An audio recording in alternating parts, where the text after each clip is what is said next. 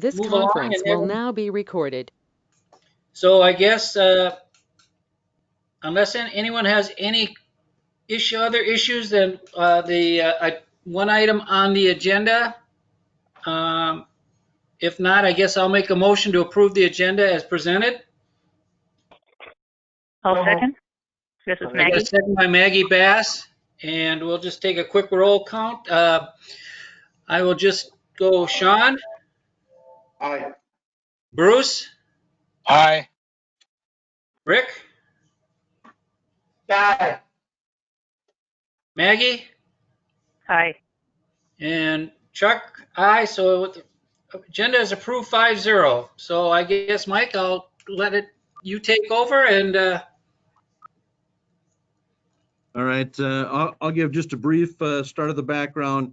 And the reason we've got Scott involved is he was the one that helped put this together, and I'll let him give his rationale and reasoning behind do it. But as most of you are aware, last Wednesday on May 20th, Governor Walz announced that restaurants and bars would be allowed to reopen on June 1st for on-premises consumption only in outdoor areas. And although they're encouraged to continue with their curbside pickup and delivery, they'll now be able to accommodate a minimum on-premise outdoor capacity that's going to be limited to 50 people. There's a number of factors that go into what has to be submitted to the city. They're encouraging us to get creative in our planning and zoning elements with trying to accommodate different things.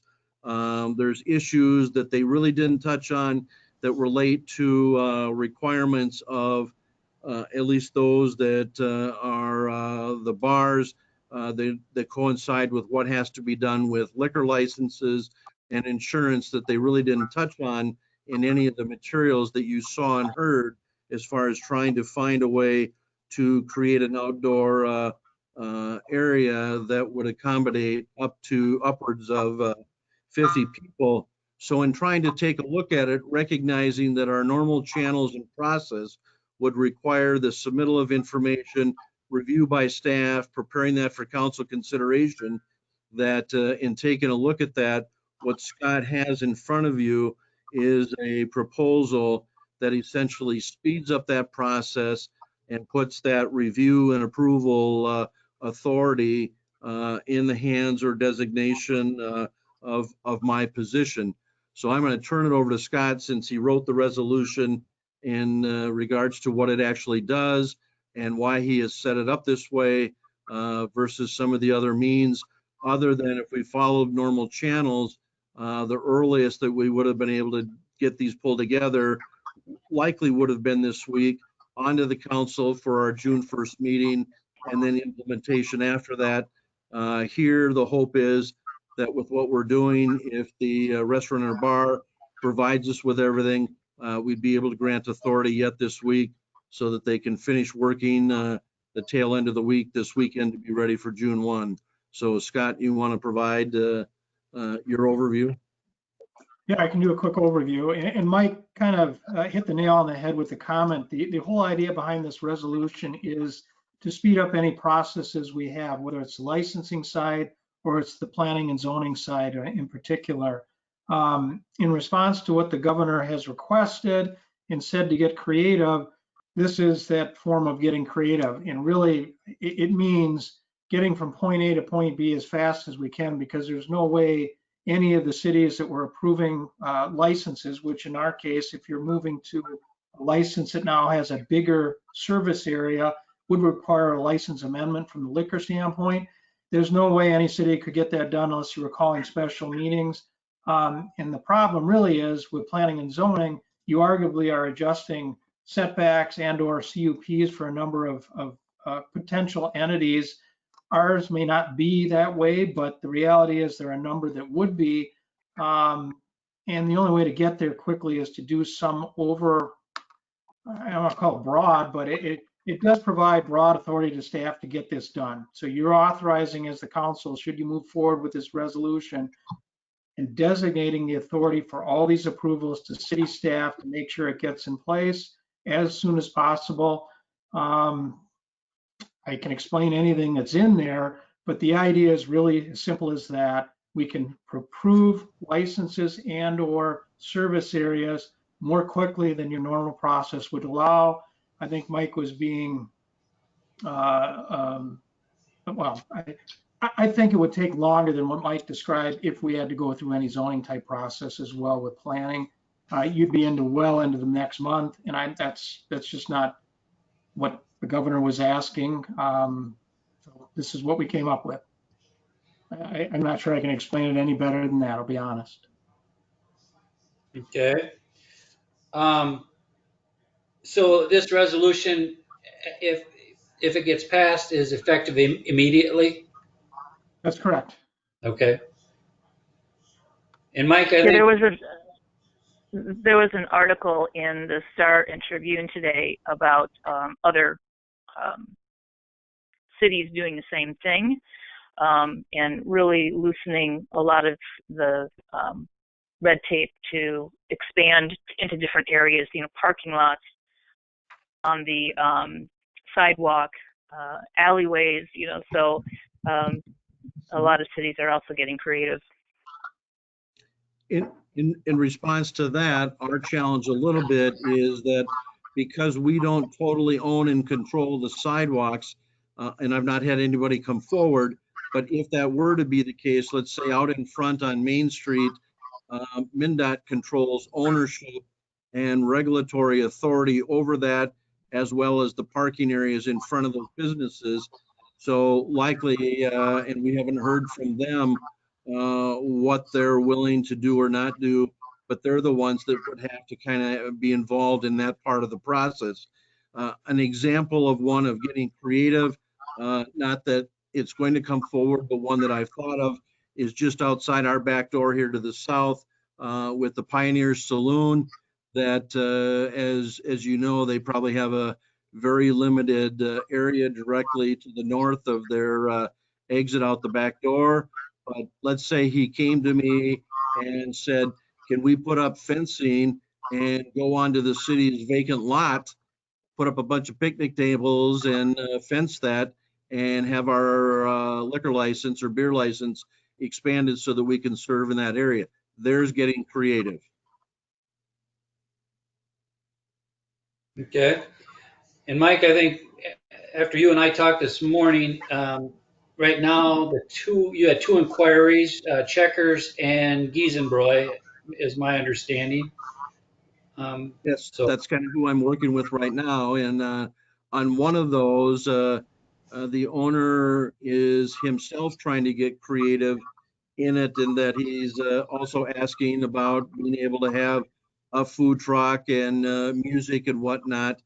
And those two components technically aren't part of what you're seeing in reviewing here as far as the expansion of the outdoor capacity for seating to accommodate up to 50 people. And so it's trying to follow all of the items as far as expanding the liquor license to ensure that there's insurance, the premises is defined, it's controlled, and that they meet certain other conditions that are part of the governor's order. But nowhere in that order does it talk about attempting to accommodate bringing in a food truck or bringing in music. And there are other city standards outside of what we would generally have to consider here just for the seating and the expansion of the liquor license.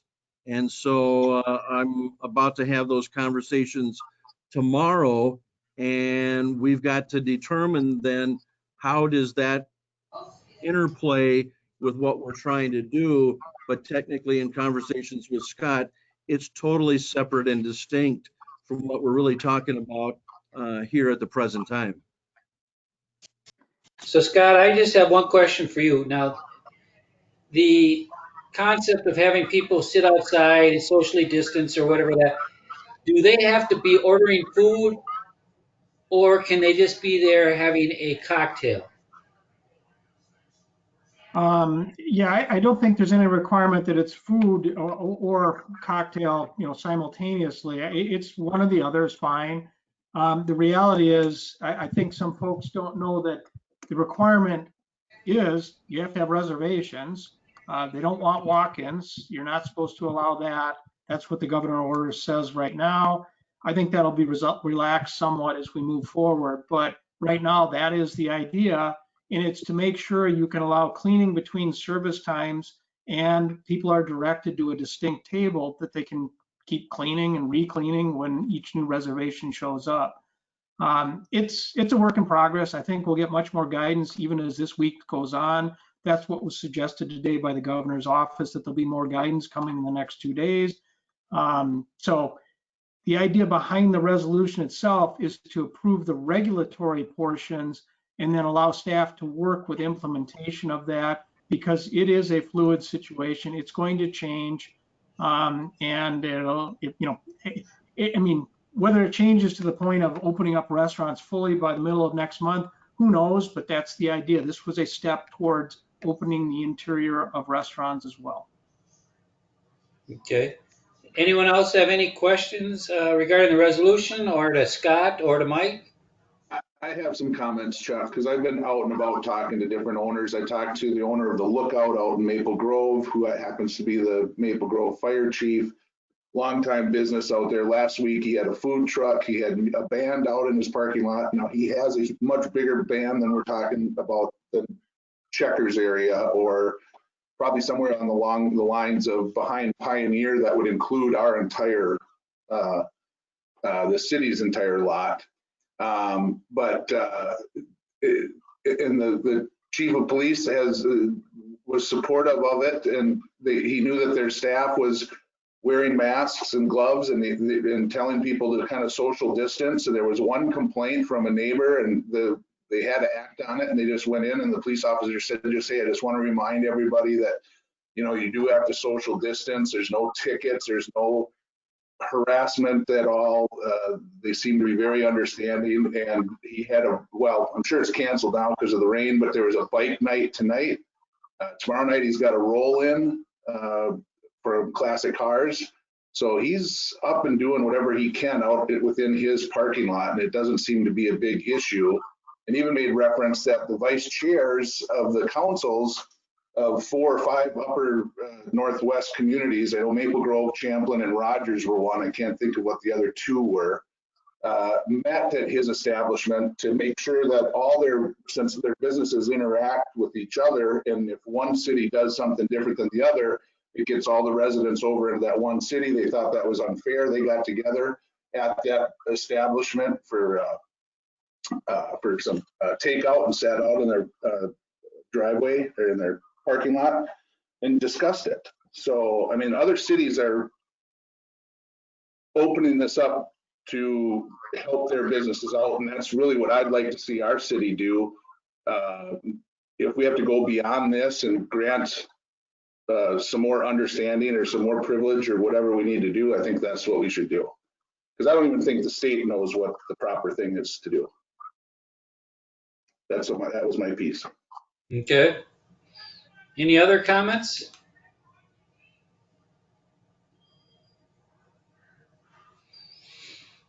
Well, if not, then I guess I'll make a motion to approve the resolution. So moved. This is Maggie. Okay, I made the motion and Sean Ryan did the second. So if there's no other comments, okay, we'll take a roll call vote. Councilmember Ryan? Aye. Councilmember Wolf? Aye. Councilmember Seiler? Aye. Councilmember Bass? Aye. Mayor Nicolai, aye. So the resolution passes 5-0. Does anyone have any other comments or anything you want to make before I look for a motion for adjournment? Are we going to discuss any changes on Monday night's meeting? If the state, if Walls comes out with something different? I think Yes, we I'm should. sure- I'd like to see it on the agenda. Well, I think we can cover it under the COVID-19 agenda item that we've been having on the most recent agenda. So anything that does pop up, I'm sure Scott will make Michael aware of it, and we'll kind of go forward, because I know the golf course is looking for options and things like that. One thing I was interested to note, Scott, you know, that letter that we got from the gambling and alcohol enforcement. Um, I was talking to my sister who works out the Ridges, and they're interpreting that you can't sell hard liquor, but you could sell beer. And I'm like, Okay. well, the letter I saw said alcohol, unless there's a different interpretation. So I'm just letting you know that the golf courses around us are selling beer, but you know, it's nothing we can do about it. Yeah. Okay. Duly noted. Okay. But I mean, it obviously says in there that no consumption or selling of alcohol in the letter. No, it was clear, and that's what the state's point was. They originally the DNR said it was okay. After that, alcohol and gambling said no. They took it over and said no. Whether or not there'd be an enforcement action, I don't know. But the bottom line is they have said no alcohol, period. Okay.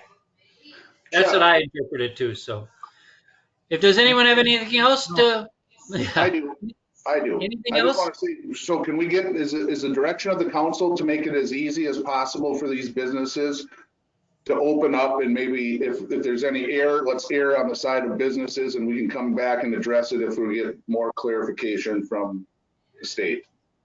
Yeah, I think we're looking for the governor's statement was flexibility, and I think that's something that we have to be. And like Scott says, this thing could change tomorrow, and other things could change by Friday, and before it starts on Monday. So, you know, I think we just, as a council, I think we've kind of, with this resolution, are kind of have Mike and Scott, and I'm sure Jim will be involved too, to just make sure that no one gets in trouble, but you know, also make sure it's you want them to be able to success in business too. You want, you know, that too. So Can we hear from Maggie and Rick and Bruce on that too, just so there's no, the city staff understands that? Yeah, well, Sean, this is Maggie. I'm the only female, so obviously it's Maggie. But yeah, I'm with you 100%. I think we should do whatever we can to make it easy for these businesses to operate and have as much business as legally possible.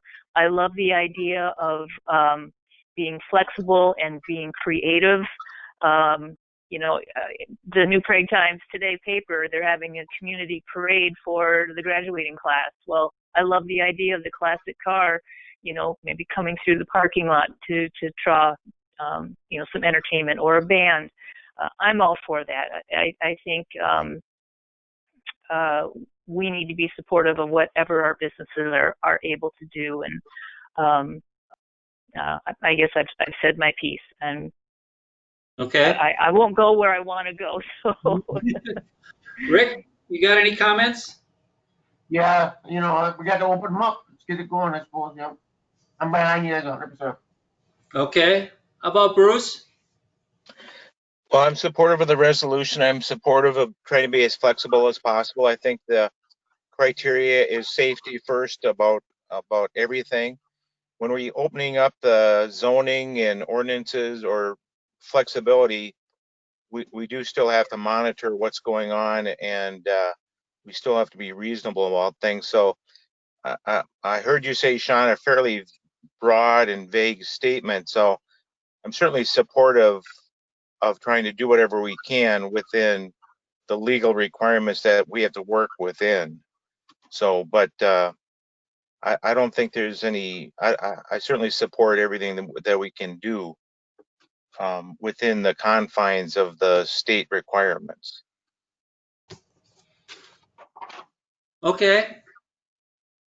So I guess if there's nothing else to discuss, I guess I'll make a motion to adjourn. this is Maggie. I'll second. I got a second by Maggie Bass. So we'll do a roll call. Councilmember Ryan, Aye. Councilmember Wolf, Aye. Councilmember Seiler, Aye. Councilmember Bass, Aye. Mayor Nikolai says aye. So it's 5-0 for adjournment. Thank you everyone for your time. I appreciate it. Everyone have a good evening. Stay safe. Thank you, Thank you. everybody. Thank you. Thanks, Scott. Thank Mike.